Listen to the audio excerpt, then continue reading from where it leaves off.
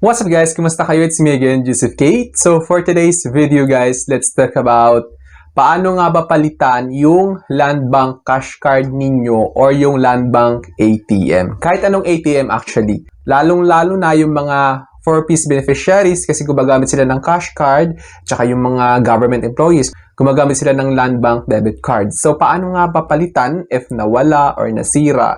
Ano yung mga steps na dapat yung tandaan para at least mapalitan ng panibago yung Land Bank cash card ninyo sa 4-piece or di kaya yung Land Bank debit card ninyo sa payroll account ninyo as a government employee. I-share ko yan sa inyo ngayon para at least maging aware kayo.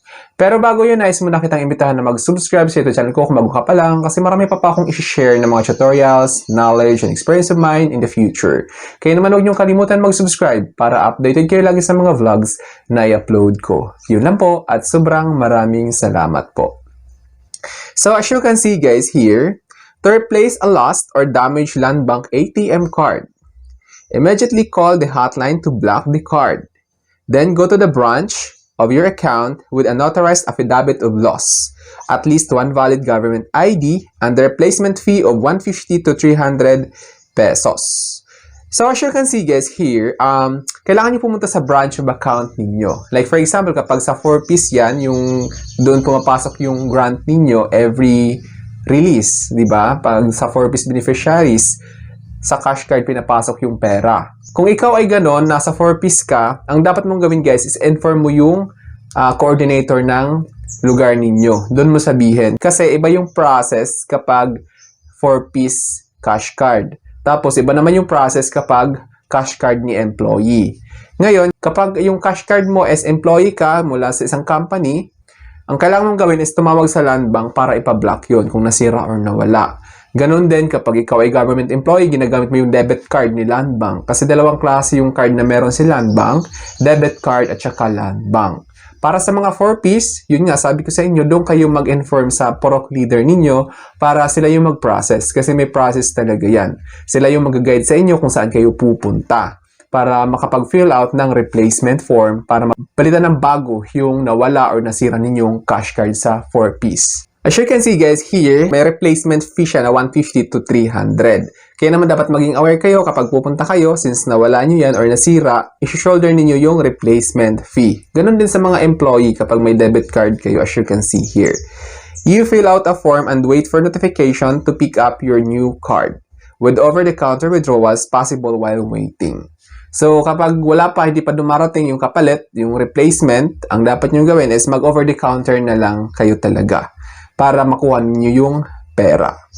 Steps for replacement. So ngayon ito yung hakbang kung paano palitan or paano mag-request ng panibagong cash card ni Land Bank or di kaya debit card ni Land Bank. Call the 24/7 hotline 632-8405-7000 or 1-800-10-405-7000 toll free for PLDT and press 1 to report the loss. So, if you have landline naman guys, even sa mga 4-piece beneficiaries, much better to call Land Bank naman kung aware kayo paano tumawag doon, kung may idea kayo. Tapos, sila na mismo yung mag-a-advise ng process, no? Since nakikita nila yan sa record doon sa system nila kung saan kayo branch, kung saan located yung branch ninyo, or kung saan kayo nag-open ng account ninyo na yon. Then, you can also use the MobiBlock feature in the Land Bank mobile application. So, kung naka-debit card kayo, sad to say guys, kapag cash card yung card ninyo sa Land Bank, hindi siya mabablock via online. Para lang ito sa mga debit card users ni Land Bank. Yung may feature na MobiLock feature in Land Bank mobile application. Pangalawa is prepare documents. So, ngayon, kapag pupunta kayo sa branch, make sure to prepare these documents, no? Notarized affidavit of loss. Bakit nga ba nawala? A sworn statement attesting the card was lost, not confiscated, and not used as collateral. So, di ba kasi yung iba sinasangla yung ATM, no? So, mamaya, sinabi mo na nawala, yung pala sinangla ninyo, delikado yon. Make sure na sabihin nyo yung totoo, huwag kayo nagsisinungaling. Kapag sinangla ninyo, tapos nawala, yun lang. Medyo magkakaroon kayo ng problema.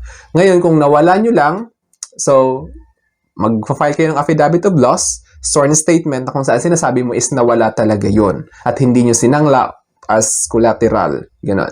Then, of course, valid ID. At least one original government-issued photo, valid ID. Example is passport, driver's license. So, since ito ay bangko, nag-involve ng pera, kailangan talaga yung valid IDs, guys, to verify your identity. Legit yan. Kaya naman kung pupunta kayo sa branch ni Land Bank para mag-question, para magtanong or mag-inquire about the possible steps to do para mapalitan yung cash card ninyo or yung debit card, make sure na magdala kayo ng valid ID.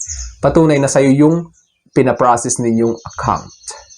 Pangatlo is visit your branch. So ngayon kung may affidavit of loss na kayo, tapos may valid ID na kayo, next nyo gawin is pumunta kayo sa pinakamalapit na Land Bank branch. Then, go to your specific Land Bank branch where the account is held. So as you can see guys, where the account is held. So ibig sabihin, kung saan kayo nag-open ng Land Bank savings account ninyo. Mali pala yung sabi ko na kahit saang branch. Make sure lang guys na sa branch of account kayo pumunta. Para at least hindi hassle sa part ninyo para sure na matulungan kayo. Submit the affidavit of loss, valid ID, and pay the replacement fee around 150 to 300 pesos depending on the card type. So as you can see guys, depending on the card type. So, depende siya kung anong klaseng card yon, 150 to 300 pesos yung payments. Kaya naman much better na mag-prepare na lang kayo ng 500 pesos para sure, di ba? Wait for notification. The bank will process your request and notify you when the new card is ready for pickup, which may take few weeks. So as you can see guys, pagka-apply ninyo, andun na na-provide ninyo yung affidavit of loss, yung valid IDs, tapos nabayaran na ninyo yung replacement fee. So kailangan nyo mag-antay ng certain period of time. It's because ipaprocess nila ang bank yung application ninyo or yung application nyo for replacement of new debit card ni Land Bank and cash card Land Bank or Land Bank cash card.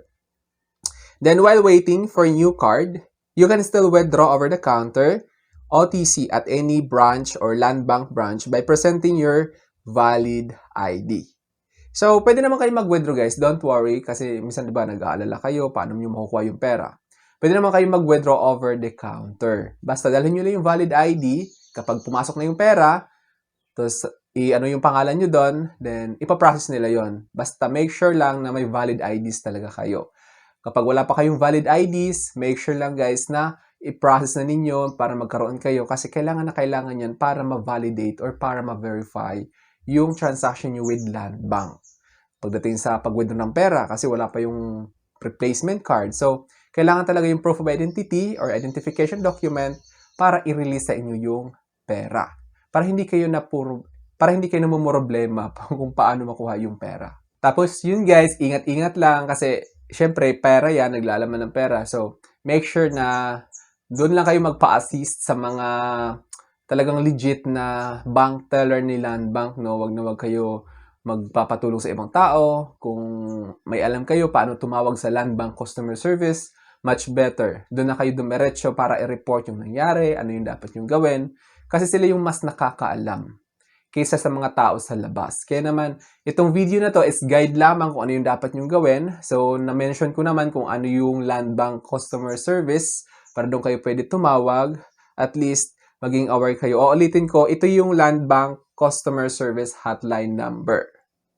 Call Land Bank's 24/7 hotline at 632-840-5700. Ito ay para sa mga within Metro Manila. Kung outside Metro Manila naman kayo, 1-800-210-405-700. Libre lang naman ito guys using PLDT landline. So I think that's all for now. Sana may na-share ako. Don't forget to subscribe for more videos. It's me again, Joseph Kate, that says, we don't have cash because we go for cashless transactions. Bye-bye!